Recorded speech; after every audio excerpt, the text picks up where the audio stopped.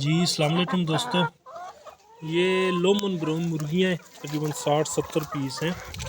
Check करें, ये भी अंडा स्टार्टर हो गया है। कुछ मुर्गियाँ जो है अंडे देना शुरू हो गई हैं। 70 पीस हैं, 15-20 पे कितनी मुर्गियाँ अंडे देनी है ना, 12-15 मुर्गियाँ अंडा देना शुरू हो गई हैं। जिस भाई को चाहिए रब्ता कर लो, मिल जाएगी। ये अंडे आज के जो इन्होंने दिए तो आता है और देसी खुराक भी है। थोड़ी फार्मी भी डालते हैं लेकिन ज़्यादा ये बचा कुचा उठा के पली हुई है। 7 महीने तकरीबन उम्र है।